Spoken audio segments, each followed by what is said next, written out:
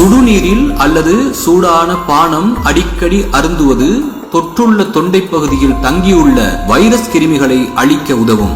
என்றாலும் நமது மூக்கின் மேல் உட்புறத்தில் எலும்பின் உட்புளை வளைக்குள் தங்கியுள்ள வைரஸ் கிருமிகளை நாம் அருந்தும் சூடான கசாய நீரோ சூடான பானங்களோ தொட முடியாது என்பதால் அவை அங்கு பல்கி பெருகி நாளடைவில் 4 முதல் 5 நாட்களுக்கு பிறகு நமது சுவாச அறைக்குள் புகும் சாத்தியம் அதிகம். சுவாசம் தடைபடும் போதுதான் நாம் வைத்தியரின் துணையை நாடுகிறோம். எனவே வருமுன் காக்க வேண்டுமெனில் அதற்கு ஒரே வழி நீராவி மூலம் வைரஸ் கிருமிகளை அழிக்க முயல்வதே. 50 செல்சியஸில் இந்த வைரஸ் செயலற்றது.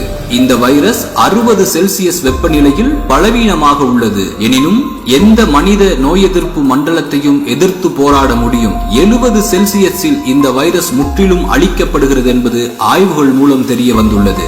இந்த நோய் தொற்று ஏற்படாமல் உங்களை காத்துக்கொள்ள வேண்டும் எனும் அக்கறை இருந்தால் ஒரு நாளைக்கு ஒரு முறையாவது நீராவி பயன்படுத்தி நன்றாக மூச்சை உள்வாங்கி ஒரு 15 நிமிடமாவது ஆவி பிடிக்க வேண்டும். மக்கள் நெருக்கமாக நடமாடும் பகுதிகளுக்கு அடிக்கடி சென்று வருபவராயிருந்தால் ஒரு நாளைக்கு 2 முறையாவது செய்து பாருங்கள். ஒரு நாளைக்கு 3 முறை ஆவி பிடித்தாலும் நல்லது. நீராவி பிடித்தல் கொரோனா வைரஸை நிச்சயம் அகற்றும்.